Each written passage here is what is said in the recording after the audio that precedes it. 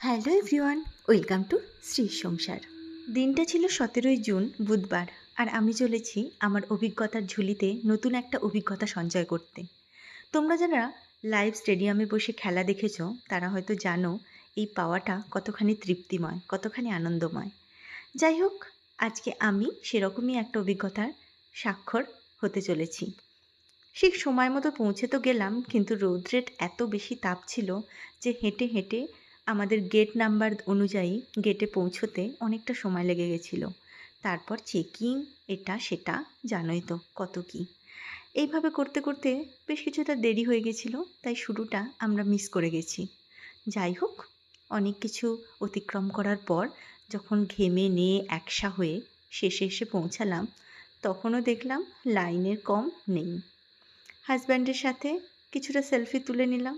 তারপরে শেষমেশ ফাইনালি আমরা এন্ট্রি করলাম আমাদের সেই ড্রিম ডেস্টিনেশনে, যেখানে আমরা বসে গ্যালারিতে লাইভ শো দেখতে পারবো।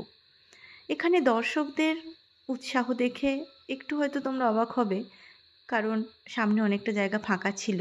রৌদ্রের জন্য তারা বসে ঠিকমতো এনজয় করতে পারেনি, তবু পিছনে যেটুকু ছাওয়া পড়া জায়গা ছিল সেখানে নিজেদের জায়গা করে নিয়ে বেশ ভালোই খেলা আমরা এনজয় করছিলাম। সবথেকে বেশি উৎসাহ তো একজন খুদে মাস্টারের ছিল, যার উৎসাহ দেখে আমরা যদি বা একটু স্তিমিত হয়ে গেছিলাম, কিন্তু একে দেখার পর মন ভালো হয়ে গেছিল। খেলা কি দেখব, ওর উৎসাহ দেখতে দেখতেই আমার অর্ধেক সময় কেটে যাচ্ছিল।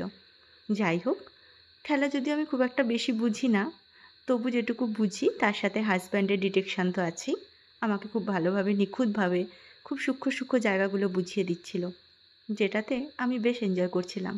সন্ধ্যার পর যখন রোদ পড়ে আসে, তখন একটু কাছাকাছি এসে বসেছিলাম, কিছু সেলফি নিয়ে নিয়েছিলাম। আমরা যদিও পুরোটা কমপ্লিট করে বেরোতে পারিনি, কিছু কাজ থাকার জন্য একটু আগে আমাদের বেরিয়ে পড়তে হয়েছিল, তবুও খেলার ফলাফল যে কী হতে চলেছে সেটা আগে থেকেই বুঝেছিলাম।